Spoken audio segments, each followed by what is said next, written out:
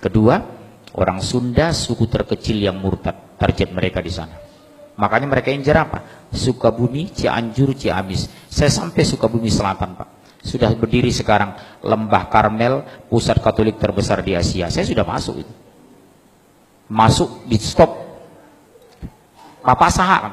Abdi mas itu orang. Dari mana? Dari Jakarta. Dengar situ orang, dikiranya saya pendeta. Bebas masuk. Kita bawa ini. Badeka mana? Saya bilang, badeka luhur. Sabar orang, tilu orang. Saya bilang, dari mana tuh Pak? Abdi mah dari Jakarta. Mendengar situ orang, oh bangga. Abdi keluhur, Bapak tahu itu. Bukan Jatiluhur Pak, keluhur, naik ke atas gitu ya. Sampai di sana, subhanallah. Sudah selesai gereja katedral, gereja besar, lebih besar dari gereja katedral. Disitulah saya tanya, berapa banyak Sunda yang dimurtadkan? Lengkap foto-foto dokumen saya simpan.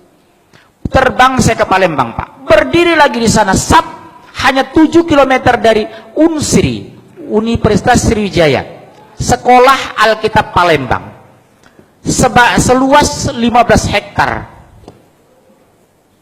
Bapak dari mana? Dari Jakarta. Oh iya, Bapak semua orang. Pimpinannya ternyata seorang Batak juga, Sinaga. Saya tanya, udah berapa lama berdiri? Udah 15 tahun. Oh iya, udah banyak yang orang masuk Kristen. Oh luar biasa Pak. Yang kita incar dari teknik fakultas, itulah saya dapat. Dari teknik ke dokter. Oh iya. Oh bagus, di hati saya, dalam hati saya panas ini. Gimana bagus hati panas? Oh bagus. Saya tanya, daerah mana yang mau dimurtadkan? Kami memfokus di 4 provinsi. Lampung, Jambi, Sumsel, Bengkulu. Sudah berhasil. Bengkulu Utara sudah satu desa masuk Kristen. Saya ketemu alhamdulillah tokoh Bengkulu di Jakarta. Saya ngomong serius, Pak tolong ya Pak hati-hati. Bengkulu salah satu daerah yang akan dimurtadkan di Sumatera sebagian selatan, Sumbaksel. Luar biasa Pak. Lihat yang di Jawa Barat itu, Danu Khalil Winata, pendeta Danu Khalil Winata, pendeta Muhammad Solehin, pendeta Luqman Sardi, pendeta Lisa Odah. Saya bingung lihat umat Islam. Saya angkat ini nyaris tidak ada yang peduli. Padahal kata Rasulullah terhadap orang murtad, nasihati kalau mereka tidak kembali ke Islam, yang murtad dan dimurtadkan pancung. Makanya Amerika tidak suka sama Afghanistan itu, karena Taliban itu kalau ketahuan ada misi Katolik Protestan yang masuk ke Taliban, coba-coba murtadkan, pancung. Bapak tahu enggak?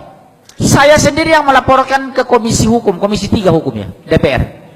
Kapolri Sutanto, Presiden, Wakil Presiden, Menko Polhukam. Saya antar sendiri itu waktu itu. Ini ancaman terbesar bagi NKRI. Kenapa? Mereka sudah berani membangun pusat Kristen di mayoritas Muslim terbesar di Indonesia, Jawa Barat. Kalau melihat orang baca Kristen, saya nggak terlalu pusing. Tapi kalau mendengar bahasa Sunda ke gereja, badeka mana teteh? Badeka gereja, teteh mah Kristen. Sakit itu di sini Pak. Ini persoalan agama. Tapi abdi bingung, orang mah sadarnya cicing wae di ditu. Cicing Pak, cicing wae. Hati-hati loh Bapak orang Jawa Barat di sini. Peringatan besar Pak. Cianjur, Sukabumi, Ciamis. Saya keliling di 3 kabupaten ini. Kenapa Pak? Negara tidak pernah campur tangan ketika rakyatnya murtad. Yang kedua, demokrasi dan HAM dijadikan landasan melindungi pemurtadan. Betul? Bahkan zaman Pak SBY, orang murtad jadi menteri. Siapa?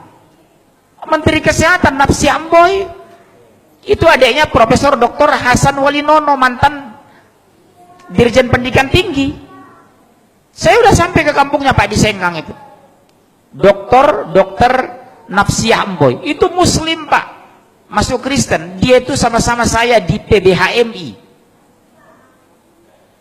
Senior saya beliau itu. Nikah dengan Gubernur NTT, Emboy, masuk Kristen. Masih saudara dengan Nurdin Khalid beliau itu. Dari Sengkang beliau. Udah saya bujuk istri Pak Nurdin Khalid.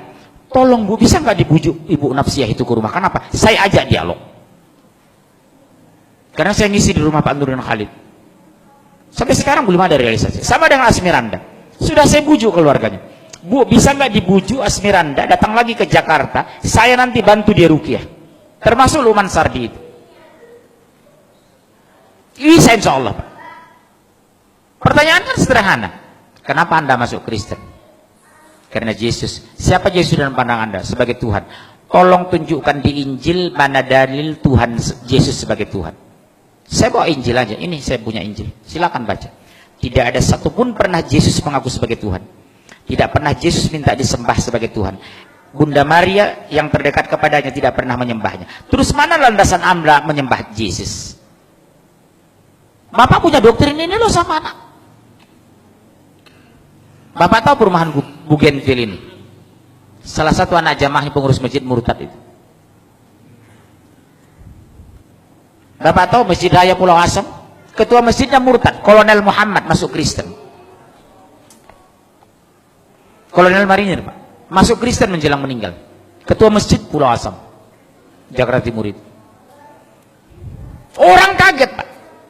Begitu didatangi melayat pengurus masjid, sudah haleluya. Ternyata menjelang meninggal dia masuk Kristen. Ketua masjid loh, Pak. Bilang apa gitu?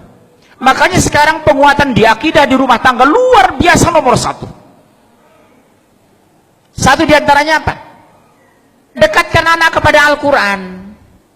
Enjoykan anak dengan Islam. Gembirakan anak ke masjid. Jadikan masjid pusat pembinaan anak Islam. Sekarang maaf. Begitu seriusnya kita di sini orang tua. Jujur, kemana anak-anak muda kita? Kenapa tidak hadir di sini? Jujur, ayo. Kalau anak saya paksa ke masjid ikut saya. Subuh itu anak-anak kecil saya bangun itu jam 4. Bangunnya nak, kita ke masjid ya nak, bangun nak, bangun. Nanti kalau terlalu capek kamu, habis dari masjid tidur ya nak. Tolong jawab ayah lo nak. 1 menit pun ayah tidak bisa masukkan kamu ke surga lo nak, demi Allah. 1 detik pun ayah tidak bisa mengeluarkan kamu dari neraka. Yang membuat kamu masuk surga kalau Allah ridho sama kamu lo nak, demi Allah nak. Doktrin saya seperti itu. Ke masjidnya anak, bujuk anak ke masjid, banguni dengan kelembutan. Sekarang maaf Pak, berapa banyak, maaf masih ada waktu ini, demi Allah Bu, berapa banyak kita bangga anak kita pintar matematika tapi tidak bisa baca Al-Quran. Berapa banyak alumni S2 dari Jerman tidak bisa mensolat jenazah.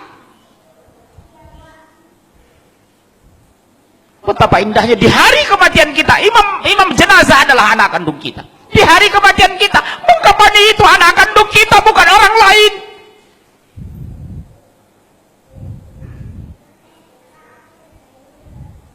Saya pergoki Pak, demi Allah, jamaah saya 9 sekeluarga, semua orang kaya, 5 laki-laki 4 perempuan.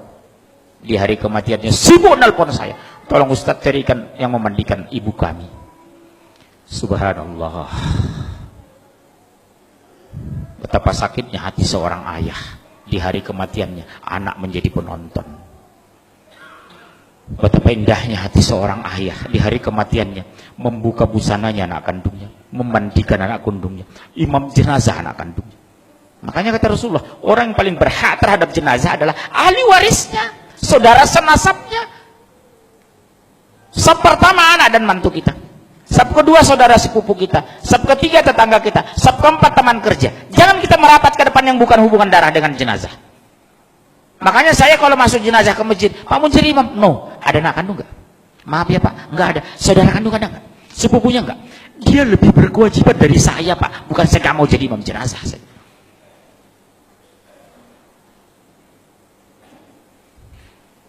Hati-hati loh Pak sekarang. Silahkan S2 ke Jerman, S3 Swedia, tapi basic agama harus kuat. Apa yang kita banggakan nanti di hari kematian kita Pak? Anak menonton jenazah kita, subhanallah.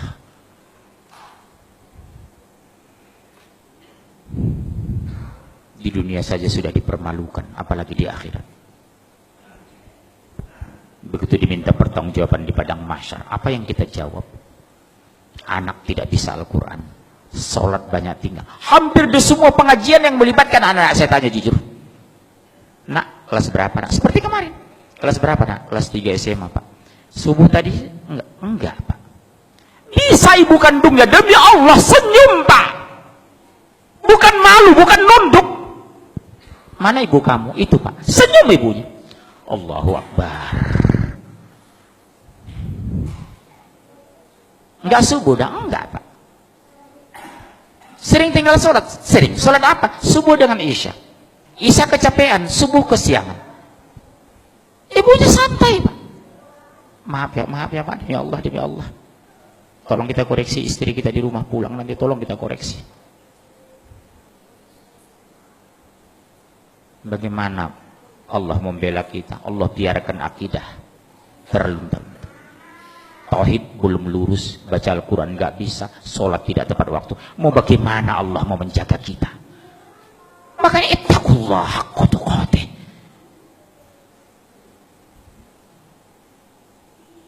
Jujur Pak, kita bangga kadang anak kita S2, S3, tapi kita koreksi agamanya. Sudah bisa nggak anak sholat jenazah? Kalau seandainya Allah takdirkan ayahmu meninggal, sudah bisa nggak mimpin jenazah? Masya Allah, subhanallah.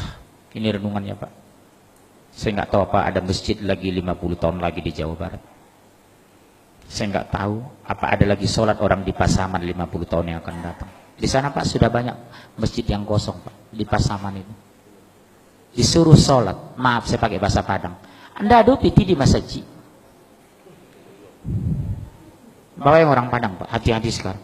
Di Pasaman itu Pak, sudah banyak kita pergoki masjid yang terlantar, tidak ada azan lagi.